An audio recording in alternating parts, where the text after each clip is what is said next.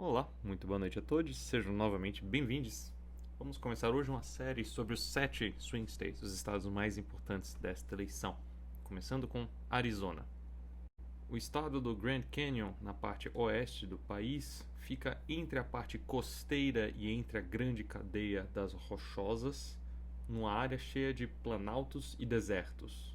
Numa área caracterizada por grandes vazios e cidades muito populosas esparsamente distribuídas, geralmente próximas a bolsões de água. Aqui, boa parte do território são reservas indígenas ou reservas florestais de conservação. Este estado cresceu dramaticamente a partir do momento da decaída do dito Rust Belt, ali próximo aos Grandes Lagos, à medida em que mudanças das forças econômicas com a globalização transferiram boa parte das indústrias de lá automotiva, aço, falaremos mais a respeito tocando nestes estados, e também nesta mesma época grandes projetos de barragem construídas pelo governo americano no New Deal, como o Glen Canyon Dam, permitiram que cidades nascessem onde não havia nada graças à disponibilidade de energia e ar-condicionado, principalmente a partir dos anos 50.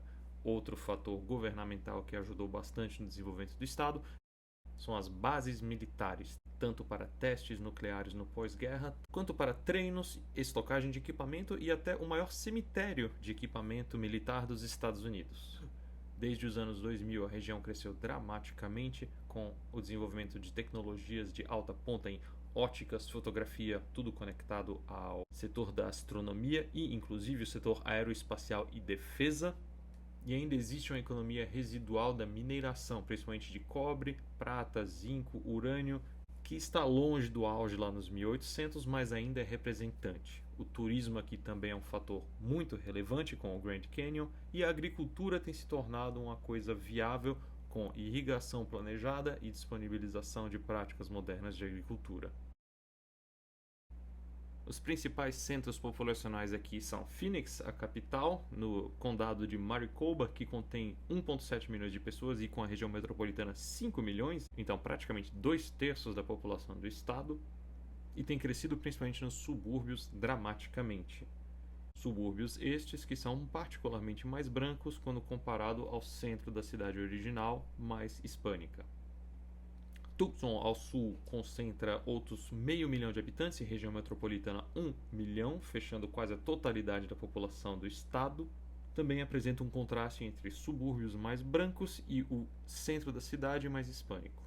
As próximas 9 cidades mais populosas do estado fazem todas parte da região metropolitana de Phoenix, e os únicos outros bolsões populacionais aqui estão em Yuma, Flagstaff, Prescott e alguns outros pontos.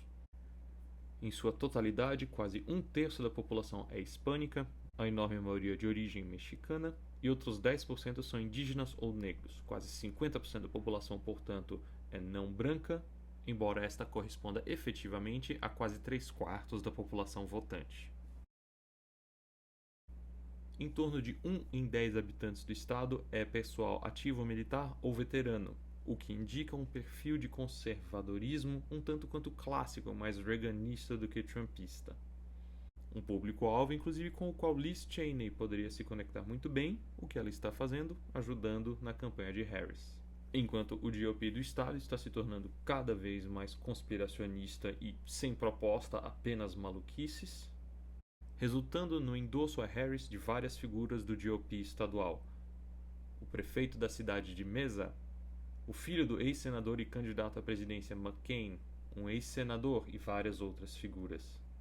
Algumas dessas figuras que resistiram às interferências ou tentativa de golpe de Trump em 2020 tiveram suas cabeças cortadas. Arizona, inclusive, foi um dos focos das tentativas golpistas de Trump, e várias pessoas que participaram do complô estão enfrentando a justiça ou o farão cedo, embora não necessariamente as figuras eleitoralmente representativas. Olhando a nível micro, o que se percebe é uma tendência que se repetirá pela maior parte dos estados que analisaremos. Centros urbanos fortemente azuis e áreas rurais vermelhas. Phoenix e Tucson, principalmente, mas também Yuma, Someron e Flagstaff, todas fortemente azuis. Curioso notar, inclusive, que a predominância do voto azul em Phoenix está conectado à predominância da população hispânica. enquanto os subúrbios de predominância mais branca votaram mais vermelho. Mas, de 2016 para 2020, ainda assim, a margem foi muito apertada, indicando terreno fértil a ser explorado com cada novo pleito para os democratas. No restante do estado, a mudança de 16 para 20 foi uma colcha de retalhos. Áreas ficaram mais vermelhas, áreas ficaram mais azuis, áreas ficaram ligeiramente mais para um campo ou para outro. Mas como elas concentram muito poucas pessoas, não são efetivamente impactantes nas eleições. Em um nível intermediário, ao nível dos condados, então, o que vemos é Condado de Maricopa, onde fica Phoenix e seus subúrbios, desproporcionalmente populoso, quase 2/3 da população, e ligeiramente azul. Cresceu substancialmente, particularmente nos subúrbios, mas logo ao lado, em Pinal, uma região mais de exúrbios. A população que cresce bastante, a mais rápida do estado, segue vermelha. Logo abaixo no condado de Pima, que contém Tucson, e o condado de Santa Cruz, a população não cresceu tanto assim, mas há bastante população já, quase 1 em 6 habitantes, e ali é o bastião democrata do estado. No condado de Yuma, com pouca população e pouco crescimento nos últimos tempos, praticamente só as cidades de Yuma e Somerton são azuis, enquanto o resto é vermelho. Em Coconino, Flagstaff, o centro urbano, consegue ainda transformar tudo azul, mas a população cresce pouco e é pouca.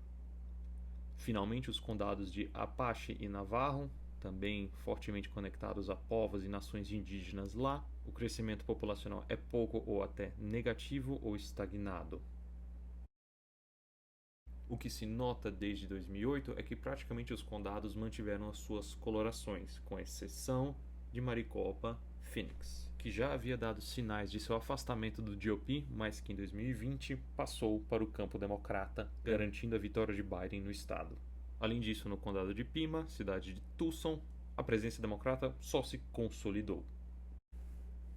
Os grupos minoritários do estado concentram-se proporcionalmente nos condados de Apache, indígenas ali no nordeste, e Santa Cruz e Yuma, particularmente hispânicos, ao sul de Tucson e sudeste, respectivamente.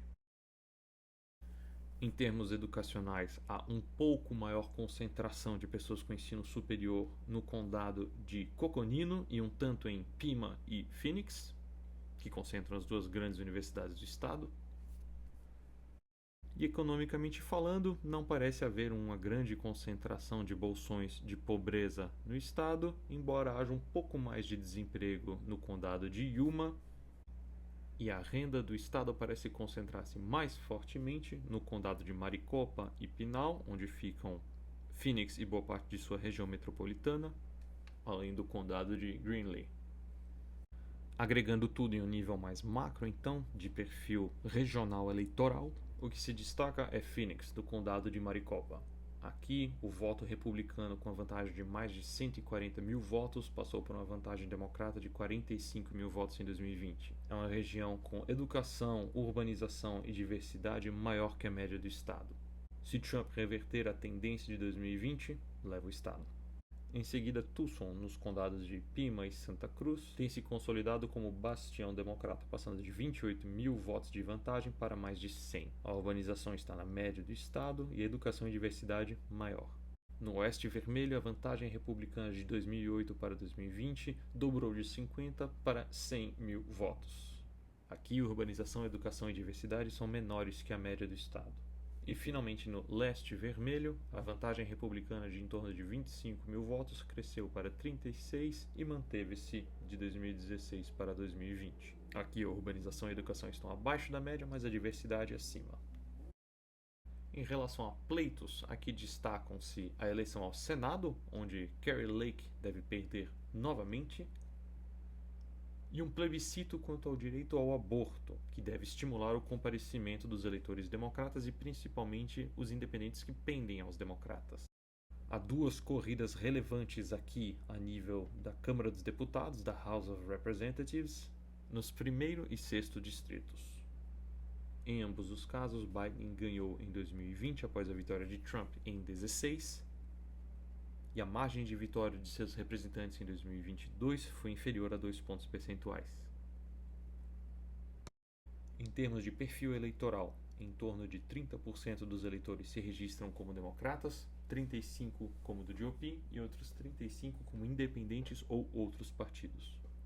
As mudanças mais recentes indicam que os republicanos aumentaram sua margem numérica para com os democratas, que diminuíram desde 2020. Mas os republicanos ainda têm perdido eleições aqui nos últimos tempos, provavelmente devido à ascensão dos independentes. Inclusive, mais da metade tanto dos democratas quanto dos republicanos que abandonaram seu partido se filiaram como sem partido. E a maior parte do eleitorado jovem, que tende a votar mais democrata, está se filiando como sem partido também. Por fim, importante notar também que hispânicos têm se distanciado dos democratas, também se registrando como sem partido. Aqui não há condados pivô, ou seja, votaram em Obama 2 vezes, passaram para o Trump.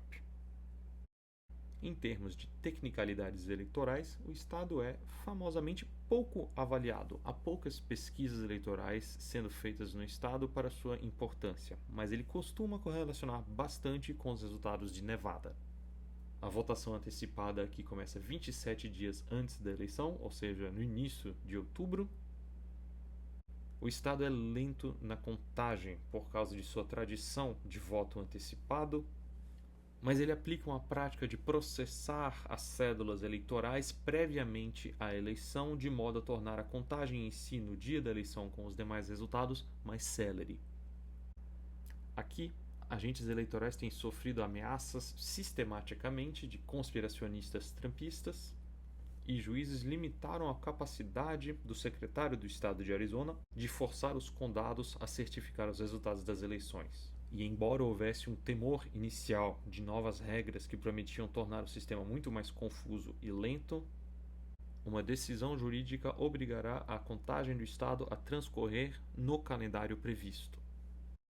Nas cédulas estarão presentes aqui as terceiras vias: Jill Stein, dos Verdes, e Chase Oliver, dos Libertários, o que pode prejudicar ambos os candidatos, teoricamente, já que o estado concedeu mais votos a terceiras vias em 2020 do que a margem de diferença entre Biden e Trump.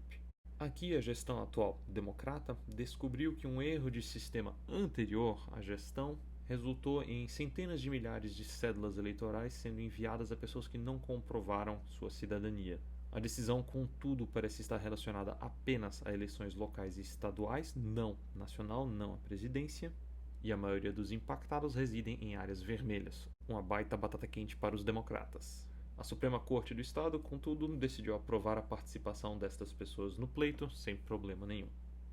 Em termos de previsão dos resultados eleitorais, então, finalmente, o Silver Bulletin indica que Trump tem em torno de 2/3 de probabilidade de levar o estado. O 538 indica em torno de 57%. A minha impressão é que a disputa aqui será bastante apertada, mas que de fato Trump terá conseguido ganhar algum espaço, particularmente entre o eleitorado hispânico, que parece demonstrar nos últimos tempos um distanciamento dos democratas. E não há garantias de que a temática do aborto conseguirá mover tanto assim mais democratas e independentes que pendem aos democratas do que outros membros republicanos que também querem votar para o direito ao aborto. Por hoje é só, obrigado pela atenção, até o próximo vídeo.